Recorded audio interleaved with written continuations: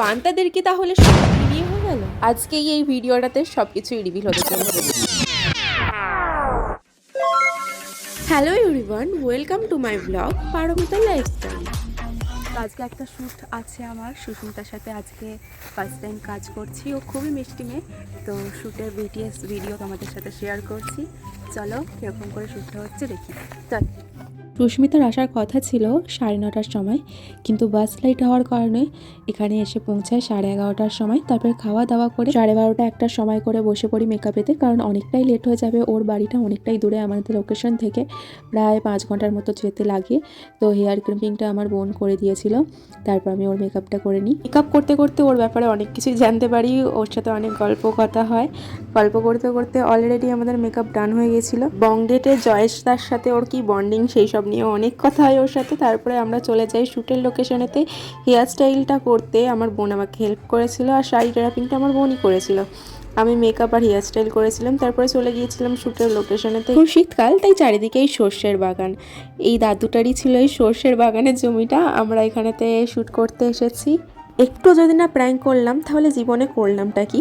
যাই হোক, আজকে তো রিভিল করেই দিলাম, যদিও অনেকে বুঝতে পেরেছিল এটা শ্যুট বলে। ক্যামেরাম্যান ক্লিক করে দিয়েছিল সব কিছু ফটো আর ভিডিও, বাট এডিট আমি করেছিলাম। কিছু সমস্যার কারণে আমাকে করতে হয় এডিটটা। যাই হোক, আর সুস্মিতা তো এমনিতেই অনেক ভালো মেয়ে, আমাদের সাথে অনেক কোঅপারেট করেছে।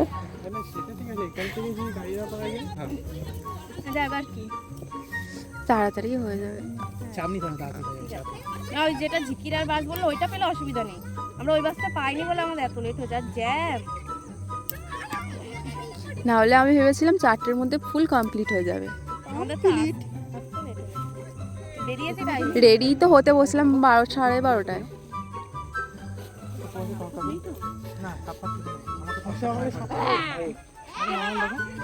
থাকতেই পারে। এই লোকেশনটা ছিল আমার বাড়ির একদম কাছেই, তাই আমার বাড়ির ফুচকা ফাচকাগুলোও চলে এসেছে ওর পেছনে পেছনে শুটের ভিডিও সবকিছু দেখতে। আরে কিছু হবে না। উঠতে পেরে গেছিস তুই?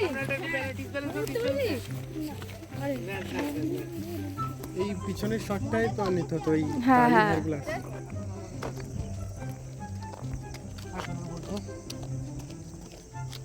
তুমি কি ওই ব্লগ কি আরে বানাও, মানে ল্যান্ডস্কেপ বানাও? না লম্বা বলছি, পারমিতাকে বলছি। হ্যাঁ আরে বানাই আরে। আসবো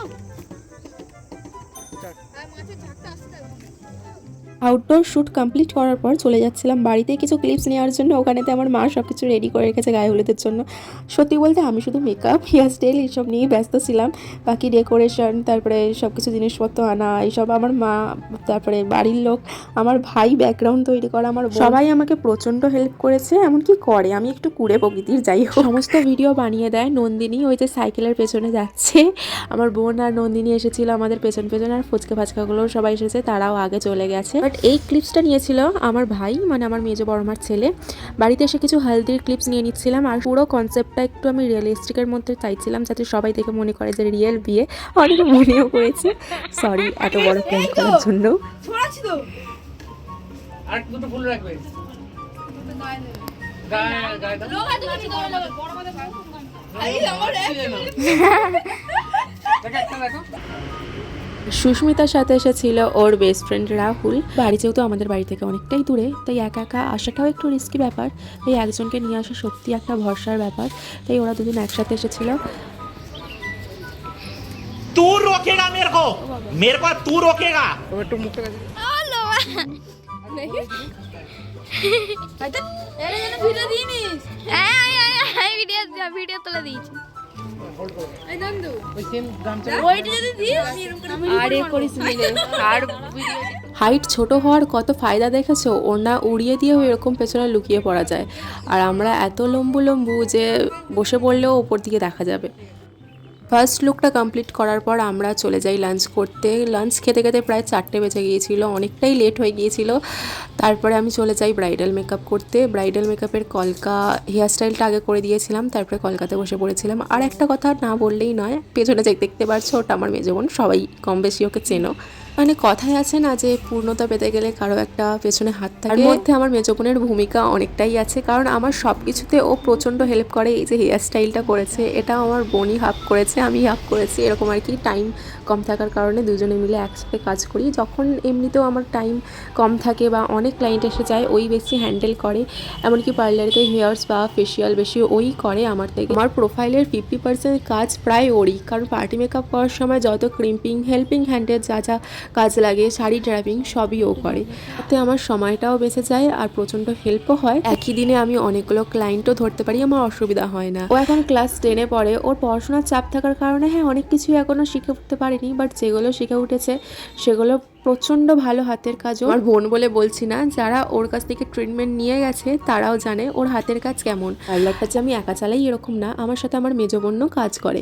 তো অনেকের এই কোশ্চেনটা ছিল আমার কাছে যে তুমি পার্লার একা চালাও না, কি করে একা করো? তো এরকম কোনো ব্যাপার না, আমার মেজো বোন আমার সাথে অল টাইম কাজ করে। আমি যখন ফ্রি থাকি না বা স্ট্রেনিং স্মুথনিংয়ে বিজি থাকি করতে, তখনও পাশে হেয়ার স্পা বা মানে এই কাজ ফেসিয়াল এইসব কাজগুলো করতে আমাকে অনেক সাহায্য করে। অন্যদের বোন কেমন আমি জানি না, আমার বোন অনেকই ভালো, ও অনেক সাপোর্ট করে, সব কিছুতে আমাকে সাপোর্ট করে, এমনকি পড়াশোনার দিক থেকেও প্রজেক্টে মলাটই করে দেয় আমাকে বেশিরভাগ। ভাগ্য করে এরকম বোন, ফ্যামিলি, হাজব্যান্ড সব কিছু পেয়েছি বলে এই জীবনটা বেঁচে গেল আমার। যাই হোক, এই শ্যুটটার বিটিএস আমি কিছু নিচ্ছিলাম, তোমাদের কেমন লাগলো অবশ্যই জানিও। এই ভিডিওটা আমাকে নন্দিনী করে দিচ্ছিল, আমি তোমাদেরকে আগেই বলেছিলাম। ও সমস্ত ভিডিও আমার করে দেয়, এই যে পাশে ওটা ধরে আছে, ও খুব ভালো ভিডিও বানায়। ফিউচারে ওকে ফটোগ্রাফার বানানোর খুব ইচ্ছা আছে। একটা শর্ট আমি নিলেও ওই বেশিরভাগ আমাকে শর্টস বা ক্লিপ তুলে দিয়েছিল। এমনকি সেদিনে চাপ এতটাই বেশি ছিল, সবাই আমার ফোন নিয়ে যেয়ে যখন পাচ্ছে ভিডিও করে নিচ্ছে। তুমি তাকে ফোনে যত না ভালো দেখতে, সামনে থেকে ওকে আরও সুন্দর দেখতে, খুব কিউট আর বাচ্চা বাচ্চা মুখটা বেশ সুন্দর। আর অনেকের কোশ্চেন ছিল সিঁদুরদান কে করেছে, কার সাথে বিয়ে হয়েছে। অনেকে তো আবার কমেন্ট করছিলে জয়েশদার সাথে বিয়ে হয়েছে নাকি। না না, এরকম কোনো ব্যাপার না, সিঁদুরদানটা আমি করেছিলাম, কোনো ছেলেকে দিয়ে করাইনি, রিস্ক নেওয়া হয়নি। তো এক প্রকার দেখতে গেলে বিয়েটা আমার সাথেই হয়েছিল সুস্মিতার। মেকআপ আর্টিস্ট হওয়ার পরে কতগুলো যে আমার এটা নিয়ে বউ হলো, গুণে হয়তো শেষ করা যাবে। গানটা ওর বেস্ট ফ্রেন্ডকে দিয়েই করিয়েছিলাম, কারণ আমি করালে হয়তো বুঝতে পেরে যেত, কারণ আমার মেয়েদের মতো হাত দেখে সবাই ইজিলি বুঝতে পেরে যেত। তাই একটু প্র্যাঙ্ক করার জন্য করেছিলাম। আর এতটা টাইম কাটানোর পর যখন চলে যাচ্ছিল ওরা, একটু তো মন খারাপ করছিল। হাসি মজা করে কখন দিনটা চলে গেল বুঝতেই পারলাম না। বাস আসছে না, তাহলে 5-10 মিনিটের মধ্যে চলে আসবে। তোমাদের ভিডিওটা কেমন লাগলো অবশ্যই জানিও। ভালো লাগলে একটা সাবস্ক্রাইব আর লাইক কমেন্ট করে দিও। টাটা, দেখা হচ্ছে নেক্সট।